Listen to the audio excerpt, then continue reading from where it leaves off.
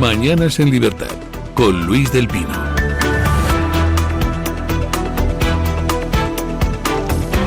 8 de la mañana, 7 de la mañana en Canarias, en este martes 5 de mayo de 2026.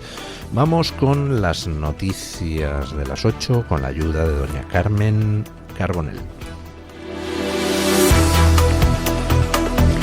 Actualizamos la información a esta hora de la mañana hablándoles del juicio del llamado caso Mascarillas. En la declaración ante el Tribunal Supremo, tal y como esperábamos, José Luis Ábalos ha negado cualquier cobro de comisiones o de sobornos. También se ha desvinculado de las acusaciones de financiación ilegal y de los supuestos pagos del empresario Víctor de Aldama, así como de los contratos de material sanitario bajo sospecha.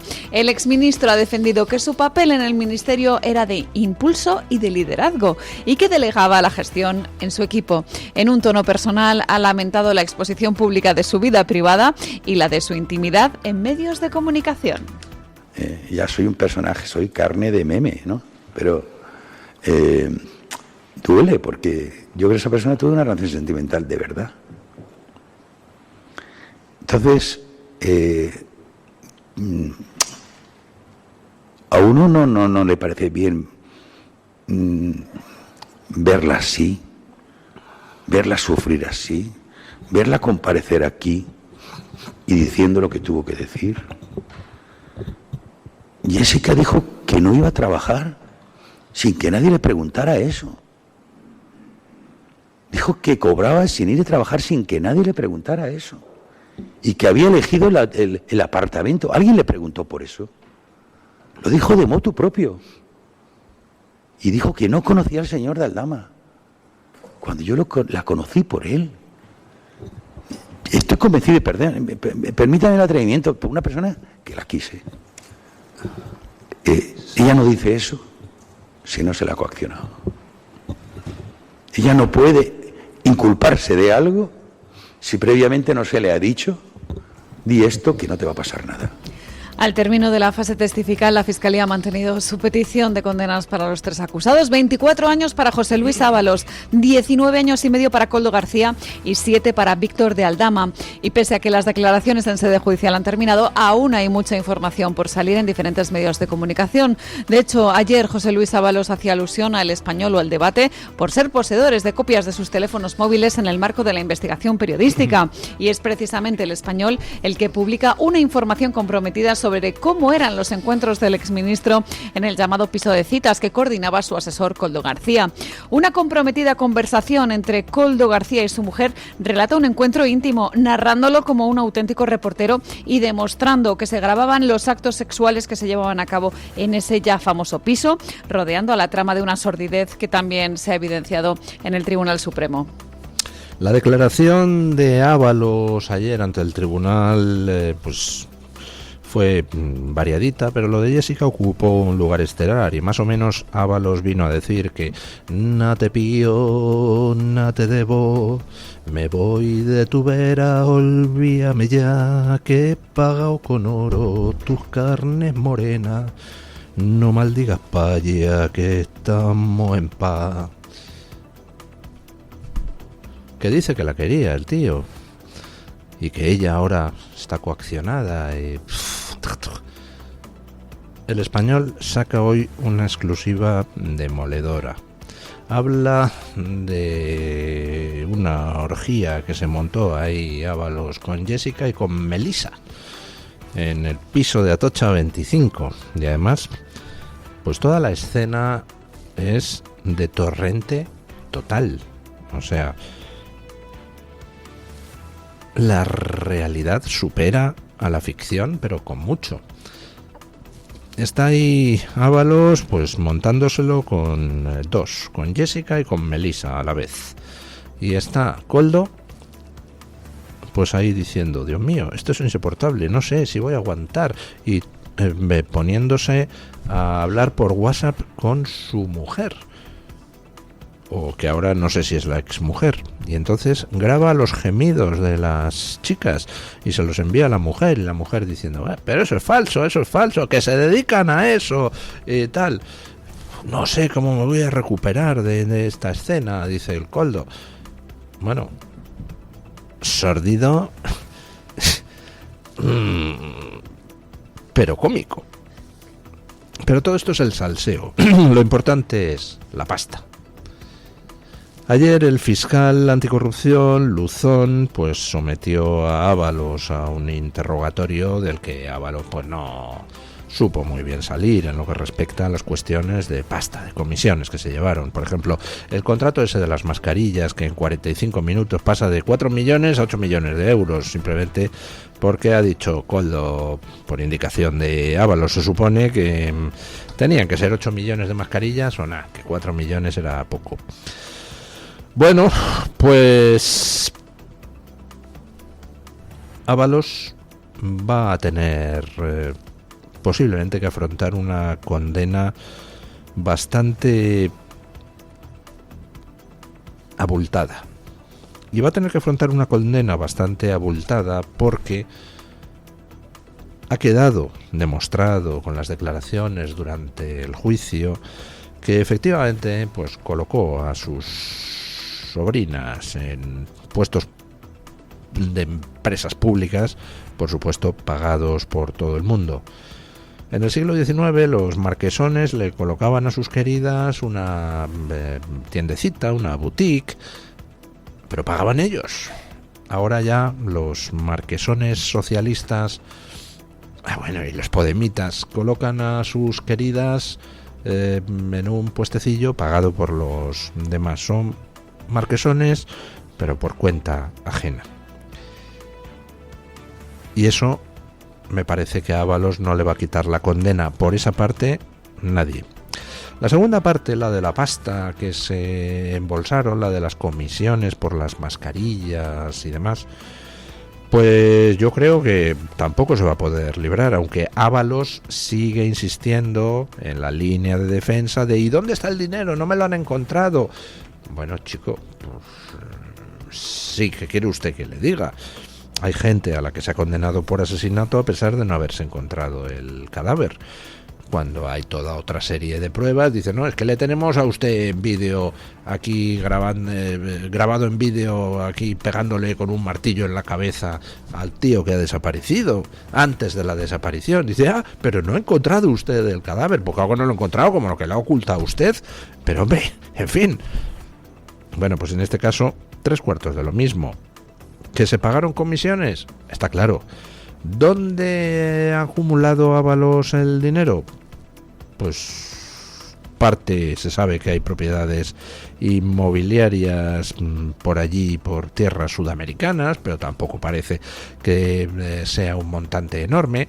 Parte se utilizó para pagar los gastos del día a día y los gastos extraordinarios de Ábalos a lo largo de varios años. Y probablemente otra parte fuera al partido, pero eso pues no tenemos la constancia, pero da igual. El caso es que se pagaron comisiones, se hicieron adjudicaciones públicas fraudulentas, con mordida incorporada, y todo eso, querido don José Luis Ábalos, es un delito. Lo otro, lo de que se lo monte usted con Jessica y Melissa a la vez, y que Koldo mientras tanto desesperado ahí grabando los gemidos y quejándose ante su mujer de tener que soportar el espectáculo, todo eso, pues en cierto modo forma parte de su vida privada y no me meto en sus gustos sexuales. Solo tengo un reproche que hacer, que todo eso lo pagaba yo. José Luis, que lo pagaba yo. Que te estabas ahí tirando a dos highs con cargo a mis impuestos, que me cuesta trabajo ganar el dinero que luego el Estado me quita supuestamente para labores benéficas, y luego resulta que una parte de lo que me quita va para financiarte los polvorones. ¿Qué quieres que te diga? Me molesta. Bueno, en España estamos asistiendo a una plan deliberado de empobrecimiento del país, porque es imposible que todo esto sea fruto de la mera incompetencia. Nadie es tan incompetente ni tan imbécil. Escuchen.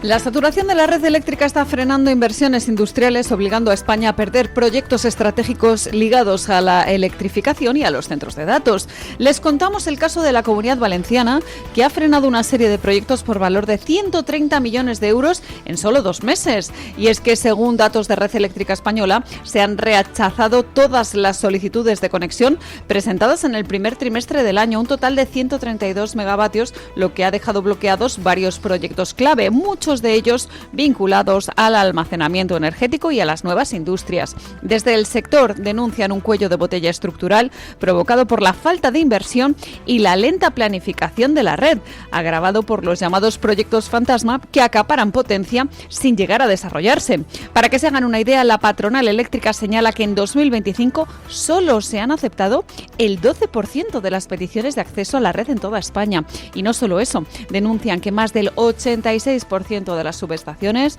operan ya sin capacidad disponible.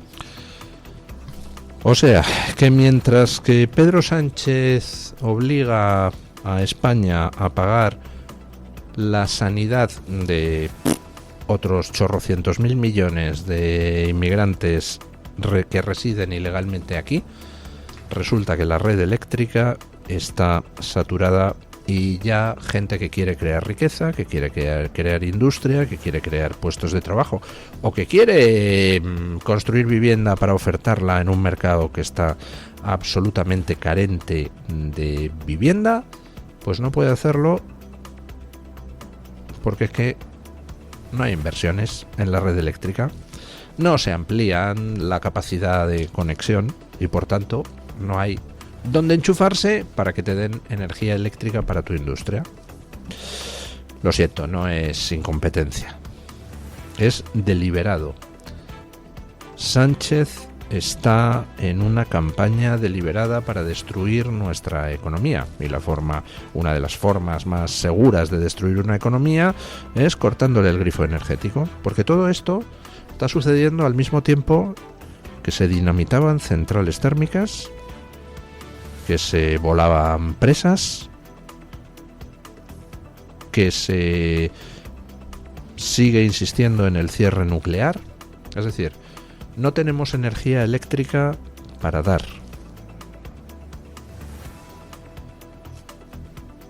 Pero renunciamos a generar más energía eléctrica y no hacemos las inversiones para toda esa energía eléctrica llevarla a quien la está demandando para construir viviendas o para levantar industrias. Que no es mera incompetencia. Los socialistas son enormemente incompetentes, fundamentalmente porque el nepotismo les lleva a poner en puestos de decisión a gente que no sabe hacerla o con un canuto, pero tanta incompetencia junta es imposible. Hasta el más estúpido de los socialistas entiende perfectamente que si tú no inviertes en transportar la energía eléctrica, pues entonces la gente al final no puede enchufarse para tener energía eléctrica para crear riqueza. Vamos, no hace falta ser Einstein para comprender el concepto, ¿verdad? Por tanto, estamos ante una decisión deliberada de destruir el tejido industrial español, igual que están destruyendo el tejido del sector primario, igual que impiden extraer riqueza de nuestro subsuelo, prohibiendo prospecciones y prohibiendo iniciativas de minería. ¿A sueldo de quién? Pues no lo sé, pero vamos, yo miro quién es el que se beneficia de toda esa labor de destrucción de la economía occidental y lo que me sale es una palabra: Pekín. Bueno, ayer denunciaba el sindicato CESIF una agresión a una funcionaria de prisiones. El sindicato de funcionarios CESIF ha denunciado una agresión a una funcionaria en la prisión de Valdemoro, en Madrid, durante la intervención para separar a 2 internos que estaban protagonizando una pelea violenta. Los hechos ocurrieron el pasado sábado por la noche. Uno de los presos atacó de forma reiterada a su compañero de celda y se encontraba fuera de control. Durante el operativo para reducirlo, una trabajadora penitenciaria resultó herida en la mano. CESIF subraya que el incidente refleja el alto riesgo al que se enfrenta el personal de prisiones en el ejercicio diario de sus funciones y reclama el reconocimiento inmediato de los funcionarios de prisiones como agentes de autoridad. Una vez más, han pedido medios materiales y tecnológicos para prevenir la entrada de drogas y de objetos prohibidos en las cárceles, para proteger a los agentes frente a los presos. El sindicato también pide un refuerzo urgente de todas las plantillas. O sea que seguimos sin darle a los funcionarios de prisiones la condición de funcionario, la condición de autoridad. ¿Qué significa eso de darles la condición de autoridad? Pues primero, que la palabra del funcionario tiene más valor que la palabra del preso, lo cual, pues oiga, parece un poco lógico, ¿verdad? Y segundo, no es lo mismo una agresión a una persona cualquiera que una agresión a la autoridad. Eso es otra figura delictiva más grave. Con lo cual, pues se podría castigar mejor las permanentes agresiones a funcionarios de prisiones en todas las cárceles del país. Estamos asistiendo a un incremento cada vez mayor de la violencia asociada a la criminalidad y a cambio ni se reconoce a los funcionarios esa condición de autoridad que les permitiría defenderse mejor y prevenir mejor las agresiones, ni tampoco se les dota de los medios materiales. Resulta que no tenemos, cuando existen, pero no los tenemos, los medios, pues por ejemplo, para tratar de evitar la entrada de droga en la cárcel. Por ejemplo, para tratar de evitar la entrada de objetos prohibidos, que imagino que serán pues móviles, cuchillos, yo qué sé. Bueno, pues existen tecnologías suficientes para evitar la entrada de todo ese tipo de cosas en las cárceles y sin embargo no se usan para no hacer la inversión correspondiente. Yo me pregunto cuántos de los internos que tenemos ahora en las cárceles son de los excarcelados por Mohamed VI en Marruecos, en la serie de indultos en cascada que ha hecho en estos últimos tiempos. Porque igual que se han librado de los perros callejeros, que creo que han hecho una matanza de 3 pares de narices en Marruecos de cara al Mundial, pues también Mohamed VI debió de decir que de cara al Mundial lo mejor es deshacerse de los delincuentes y enviárnoslos a nosotros. Bueno, no que los envíe él directamente, pero los suelta. Y supongo yo que los delincuentes miran para España y dicen, ¿dónde voy a estar mejor? Si allí la probabilidad de entrar en la cárcel es baja, aunque tenga 40 delitos a mis espaldas, y encima son unos pringaos que me van a dar ayudas según llegue. Bueno, pues nada. Cada vez más criminales en nuestro país, cada vez criminales más violentos, y algunos de ellos, no tantos como debieran, acaban en las cárceles, y quienes tienen que sufrirlos son los funcionarios de prisiones a los que este gobierno maltrata desde hace años. Bueno, una noticia muy interesante porque quizá habría que hacer iniciativas similares en Europa. Al final, pues ¿qué quieren que les diga? El amigo Trump es el único que hace cosas sensatas. Por ejemplo, pues acaba de iniciar una investigación antimonopolio el gobierno de Trump contra la industria cárnica en Estados Unidos. Escuchen, porque, en fin, no sé, a lo mejor podemos tomar ejemplo. El Departamento de Justicia de Estados Unidos ha anunciado una investigación antimonopolio contra los grandes gigantes de la carne vacuna por posibles prácticas anticompetitivas. Según las autoridades, 4 empresas controlan alrededor del 85% del mercado de procesamiento de ganado en Estados Unidos, lo que ha motivado la apertura de una investigación iniciada el pasado año, en 2025, por orden del presidente Donald Trump. Se está intentando comprobar si el cierre de plantas cárnicas, la concentración del mercado y las posibles maniobras de fijación de de precios responden a un lobby que está monopolizando el sector tras revisar ya más de 3 millones de documentos. La Secretaría de Agricultura norteamericana ha advertido de que la elevada concentración ha reducido las opciones para los pequeños ganaderos y ha contribuido a la pérdida del más de 17% de explotaciones en la última década.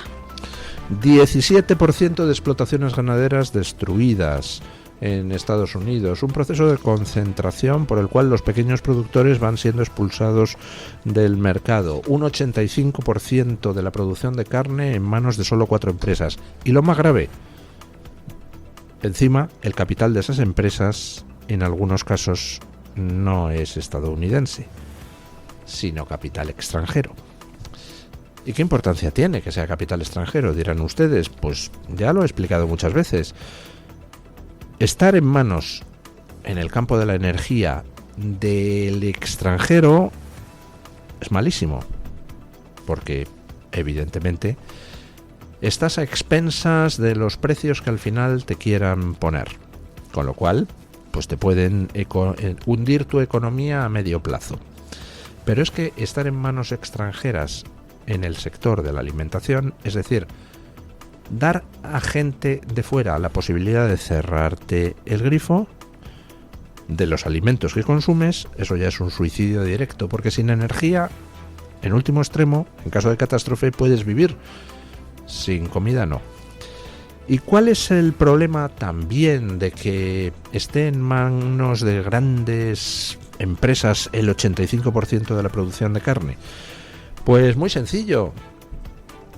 ¿Han visto ustedes a lo largo de estos últimos años la campaña brutal de colonización de las grandes empresas y la campaña brutal de cooptación de las grandes empresas para sumarse a los objetivos de la Agenda 2030? ¿Verdad que están ustedes ya hasta las mismísimas narices, como lo estoy yo, de anuncios de grandísimas empresas y corporaciones con todo el día la resiliencia, la diversidad? Y dices, por el amor de Dios, no vuelvo a comprar nada a estos tíos. Estoy ya de propaganda woke hasta más arriba de las narices. Bueno, pues esta cooptación de las grandes empresas pues también afecta a las grandes propietarias de la industria cárnica en Estados Unidos. Captar a los consejeros delegados de 4 empresas no es demasiado difícil. Les invitas a Davos y esas cosas, y allí conocen a gente importante. ¿Y qué pasa si después estas grandes empresas que controlan el 85% del mercado deciden que, bueno, por el bien del planeta vamos a doblar el precio de la carne para que la gente consuma menos? Y por otro lado les compensan por las pérdidas que puedan tener por tomar esa decisión woke. Les compensan sus amigos. ¿Qué pasa en ese caso? Pues hombre, tener al servicio de las agendas 2030 a todo el sector cárnico, pues es un riesgo. Y el problema es que cuando todo el sector está en manos de 4 empresas, pues las posibilidades de que esa cooptación se produzca son muy altas. Con lo cual, pues el gobierno Trump ha iniciado investigación antimonopolio para tratar de poner orden en el sector. Las grandes empresas están muy bien. Ahora, la gran mayoría del empleo en algunos sectores lo generan las pequeñas explotaciones, lo generan las pequeñas empresas. Aquí en España estamos asistiendo también a una expulsión de las pequeñas explotaciones ganaderas, pequeñas explotaciones agrícolas, pequeños productores de aceite de oliva y aceitunas. Estamos asistiendo a una purga dentro de determinados sectores en favor de grandes empresas que hoy están aquí y mañana pueden llevarse el capital a otra parte y dejar aquí tirado a todo el mundo. El capitalismo está estupendo, pero siendo conscientes de que no todos los capitalistas son hermanitas de la caridad. Es más, algunos capitalistas trabajan para el mal. La diferencia entre el capitalismo y el comunismo es que algunos capitalistas trabajan para el mal. Todos los comunistas lo hacen. Esa es la principal diferencia.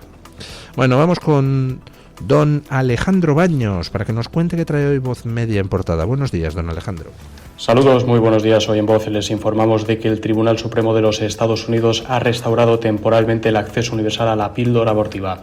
Samuel Alito, uno de los jueces del Tribunal Supremo de los Estados Unidos, ha bloqueado una decisión de una corte inferior que había prohibido la dispensación por correo de la píldora abortiva, oponiéndose así a la orden dada por el expresidente Joe Biden durante su mandato. Cambiando de asunto, el secretario de Estado de los Estados Unidos, Marco Rubio, va a reunirse con el Papa León XIV este jueves en el Vaticano.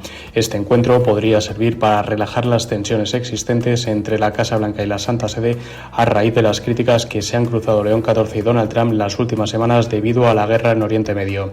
Hablando del conflicto en Irán, las Fuerzas Armadas estadounidenses han afirmado que han derribado varios buques iraníes que amenazaban a la navegación comercial. El régimen islamista de Irán se ha apresurado para negar estas informaciones y ha lanzado varios misiles como señal de advertencia para que ningún barco con bandera estadounidense cruce por el estrecho de Hormuz.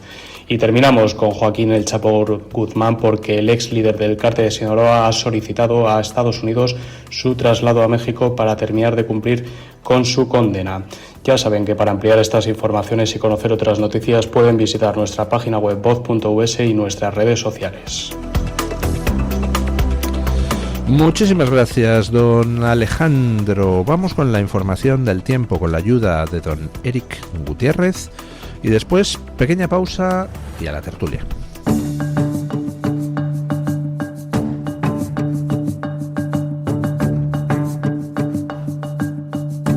El tiempo en Radio Libertad. Se espera tiempo inestable en el noreste de la península y en Baleares, con cielos muy nubosos y lluvias que en ocasiones pueden ir acompañadas de tormenta e incluso granizo. Estas precipitaciones podrían ser fuertes en algunas zonas, sobre todo por la tarde. En el extremo norte no se descarta alguna tormenta aislada durante la mañana. También nevará en zonas de montaña del norte a partir de unos 1.500 metros en el noroeste y entre 1.600 y 1.800 metros en el resto. En el resto del norte habrá nubes con posibles chubascos por la tarde, especialmente en áreas de montañas del este. En la mitad sur predominará el tiempo estable con cielos despejados, aunque en el sureste podrían caer algunos chubascos aislados. En Canarias en general habrá intervalos de nubes con posibilidad de alguna lluvia débil en zonas de montaña de las islas más occidentales. Por último, las temperaturas bajarán en el noreste, mientras que en el resto del país apenas cambiarán. Tu voz, tu libertad, tu radio. Radio Libertad.